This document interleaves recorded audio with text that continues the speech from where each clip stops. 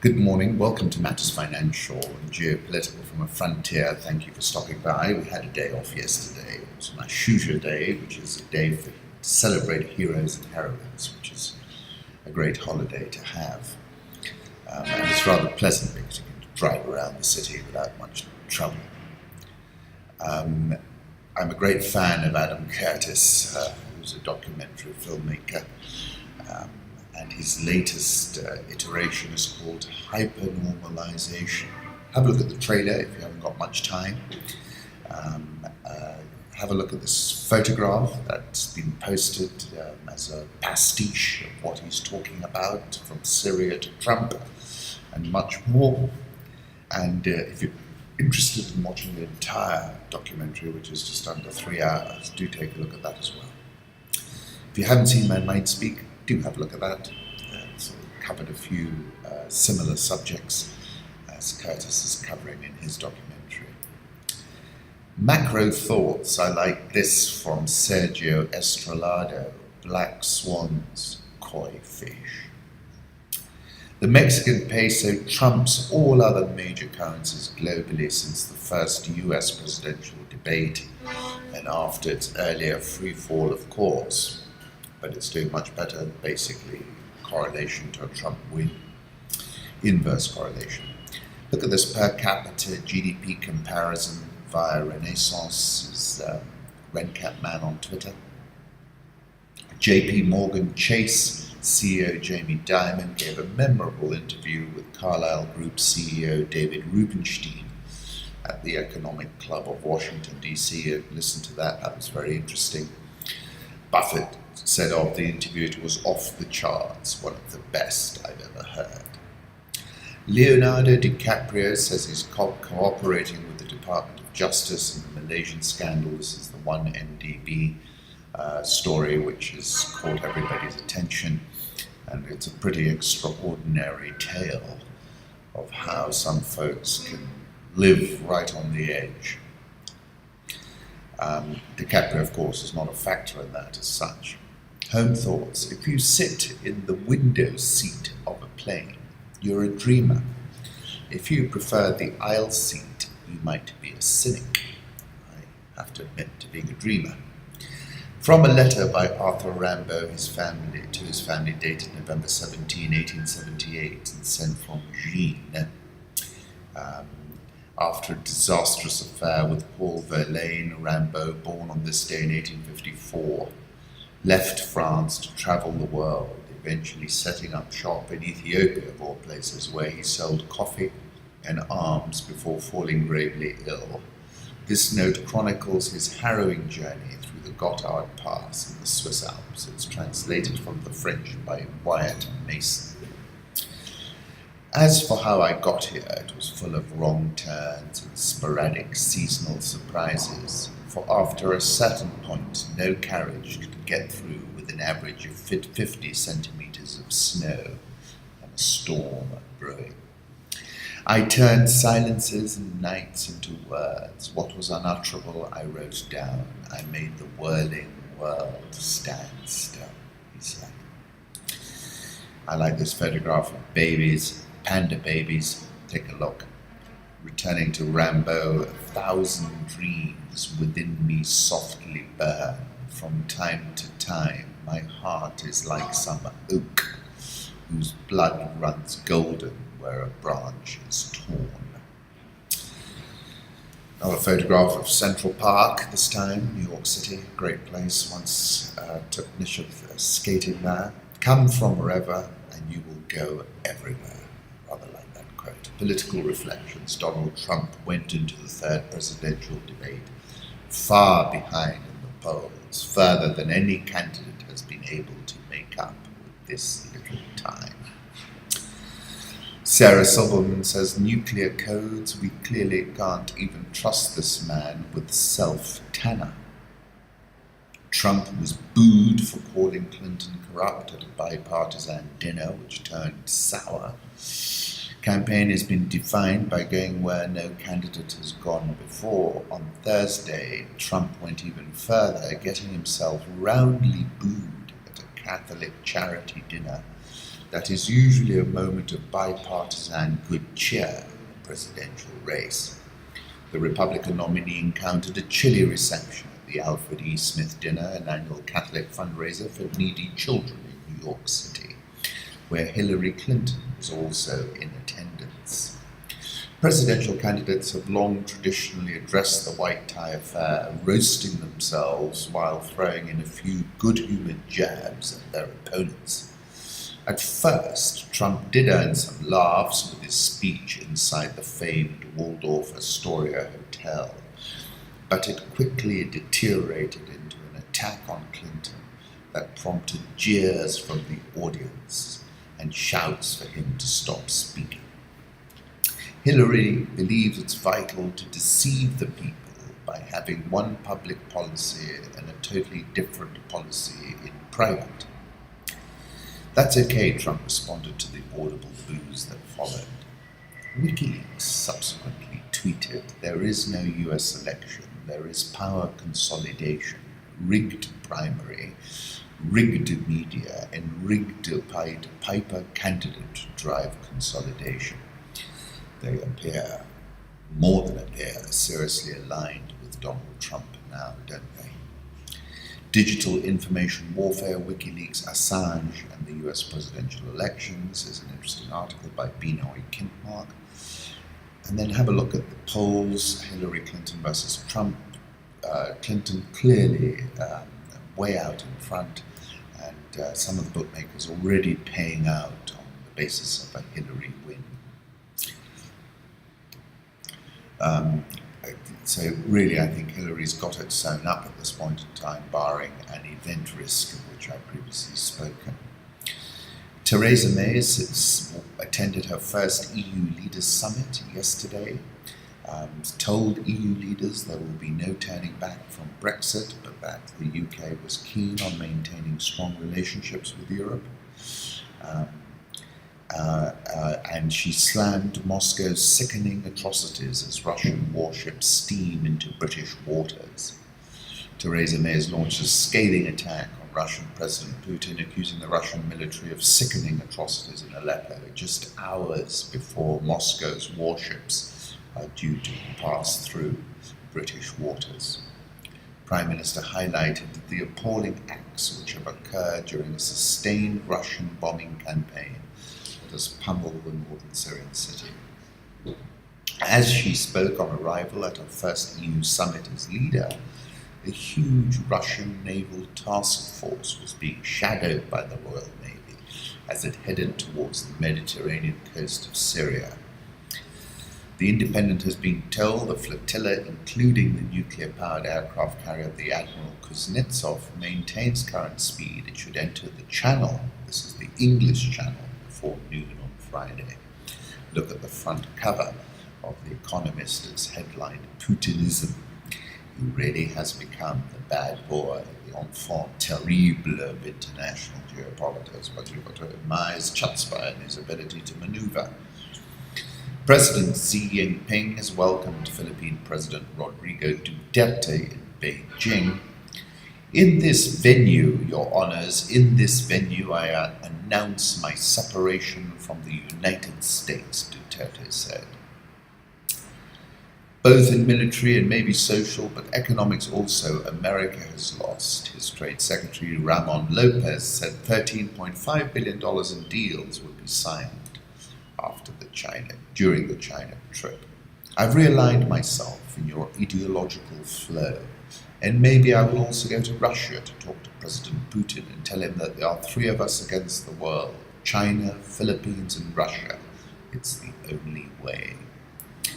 Duterte's abrupt pivot from Washington to Beijing is unlikely to be universally popular at home. However, on Tuesday, an opinion poll showed Filipinos still trust the United States far more than China. Michelle Obama stole the show at her final state dinner in a chainmail Atelier Versace gown. Does look very good in it, doesn't she? Iraqi security forces are taking territory back from ISIS on the southern axis of their Mosul ops. They seem to have got their act together this time. Samora Machel Un président entre moto et enclume souligner des acquis françaises. He is an extraordinary leader of Africa. The unseen war, the Islamist assault on dissidents.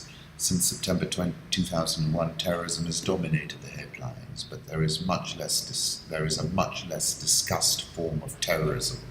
Assault on dissidents in which the very systems meant to protect them fail and hand them over to their killers. The attack on dissidents is robbing families of their loved ones, instilling fear in communities and obstructing many pathways toward deep reform within the House of Islam. It is long overdue for security forces and governments to modify their policies and stand unwaveringly by the universal human right of free speech. Indeed, that's correct, and I think it's really outrageous.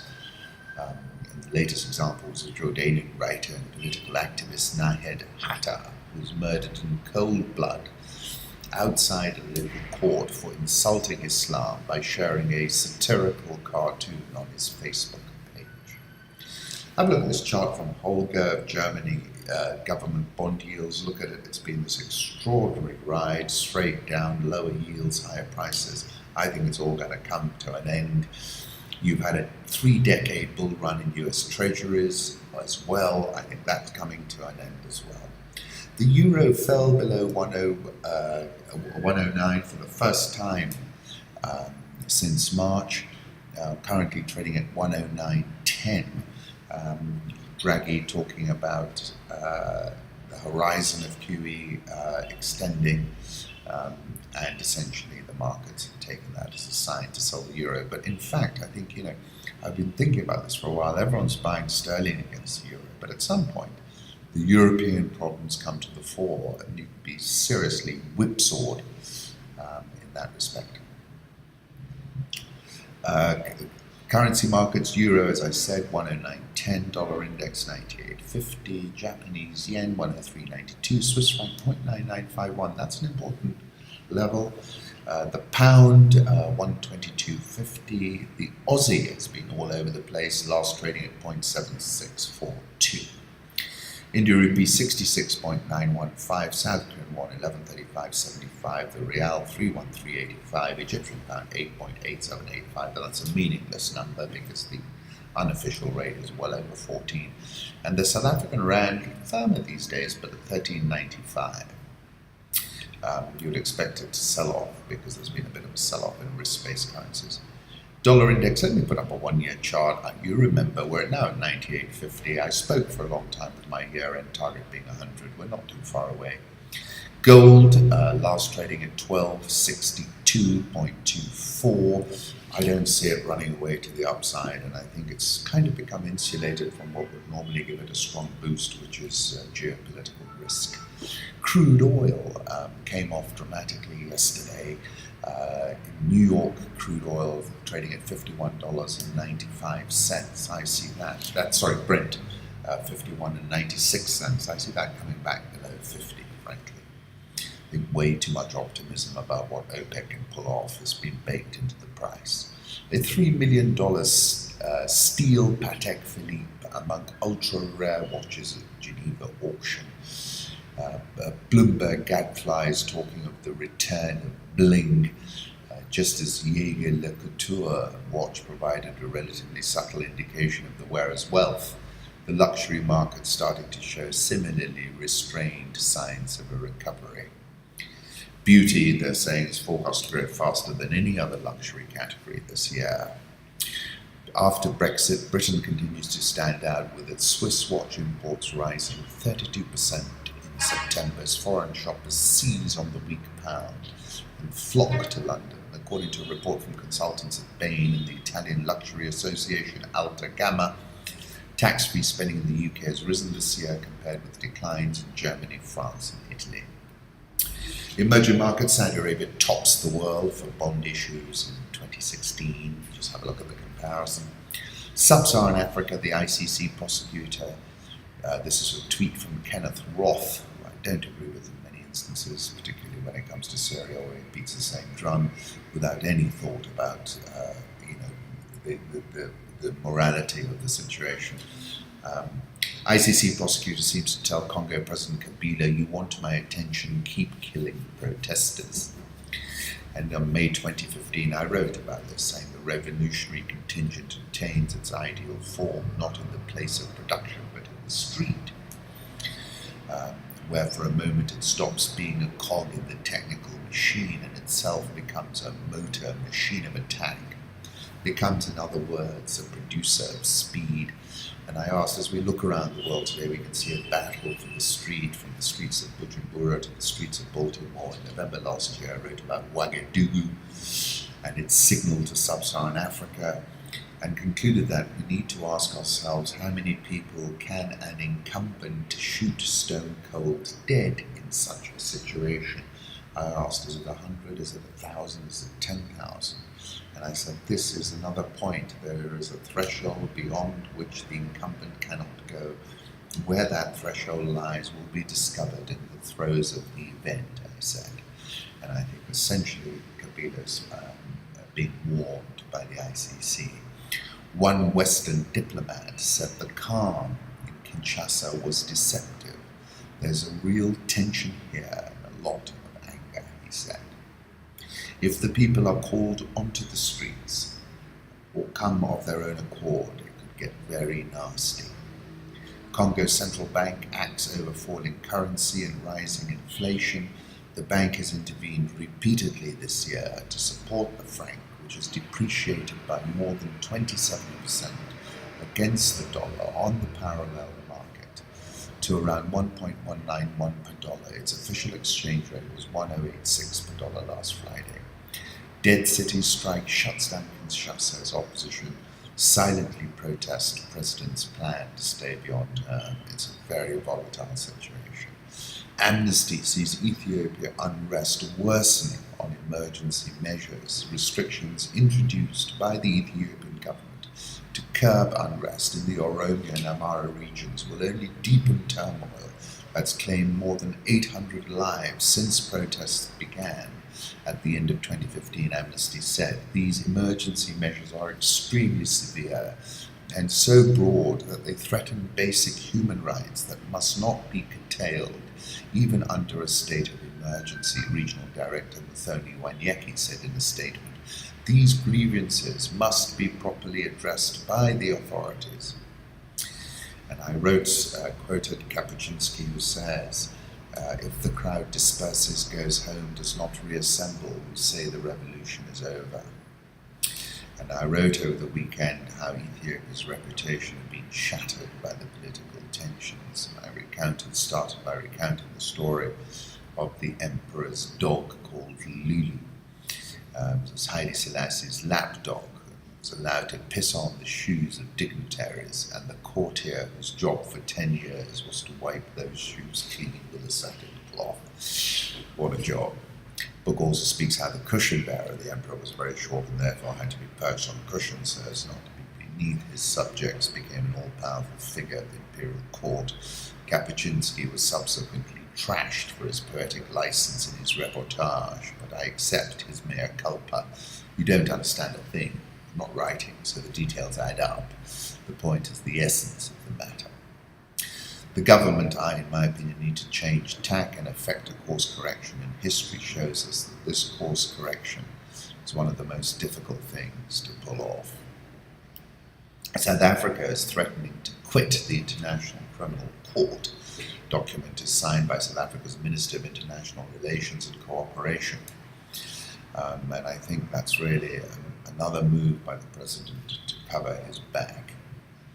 The Republic of South Africa has found that its obligations with respect to the peaceful resolution of conflicts at times are incompatible with the interpretation given by the International Criminal Court. South African all shares up 1.43% this year, dollar versus rand 13.96 last. Egyptian EGX30 is up 18.14% this year. Uber partners with First Bank to offer loans to Nigerian drivers. It's interesting. A lot of drivers on the platform have to find somebody who can afford to buy the vehicle for them. General manager for Uber's Nigeria unit said in an interview in Lagos, usually they're working for a partner who has bought the vehicle. First Bank will extend $7,930 loans to each qualified driver for the purchase of a second-hand car at an interest rate of 20% and repayable after 22 years. To qualify for the loan, the driver will need to demonstrate an average driver performance rating of higher than 4.5 and have earned more than 2.4 million naira in the past 6 months. They currently have more than 2,000 drivers, targeting 4,000 by the end of this year. Foreign airlines have cut flights to Abuja as the currency crisis deepens. Emirates was one of them, and then several others. Kenya Airways says it will suspend some destinations as part of a route restructuring, including flights to Abuja from November 15. Nigerian all shares down 3.64% this year. Ghana Stock Exchange Composite Index down 11.98% this year. South African insurer Liberty makes Botswana, Malawi acquisitions. They're on the acquisition trail. Coming down to Kenya, KenGen reported full-year profit before tax increased 29.62%. Full-year revenue, electricity revenue up 15.397%. Steam revenue up 85.85%. EBITDA, full-year EBITDA up 48.673%. Big depreciation and amortization charge went through 10.22 billion, up 57.802%. Earnings per share was on a diluted basis was 1 shilling and 8 cents versus 1 shilling and 75 cents last time. But bear in mind they did a rights issue, so now they've got 3 times as many shares out there than they did before. No dividend, which might disappoint some. 280 megawatts of geothermal power plants, which for the first time was operational for the full year. Dividend pass speaks to the desire to optimize the balance sheet and build buffers. Big depreciation charges being put through on a P of 6.38. This is a cheap utility, particularly given the level of geothermal and the energy configuration. Are supermarkets boosting or frustrating our economy? This is a question being asked Business Daily. Last week, the chairman of the Association of Kenya Suppliers was quoted telling supermarket owners, "You owe us 40 billion shillings, $400 million that could have been used to expand our businesses, employ more Kenyans, and make our goods more competitive locally as well as abroad. But the delay has forced us to scale down operations and seek overdrafts, which we in turn pass to consumers." So, been a big problem for quite a while. Opened in 1889, Emmanuel Church in Freetown, Mombasa is the second oldest church in East and Central Africa. Thank you to K Researcher. Kenya Airways' share price has romped 48.57% higher over the last 4 weeks and taken the share into positive territory. It's up 6.122% year to date. People are confident that Michael Joseph can make a difference, and I think that's correct. Nairobi all shares down 6.57% this year. Nairobi NSE20 is down 19.84% this year. And then finally, in the event that we've still been in a bear market, but we're seeing quite a bit of rotation, people spilling out of the banking sector, moving into more of the industrial commodity side. I wish you a tremendous weekend. Thank you very kindly for stopping by. I'm always grateful.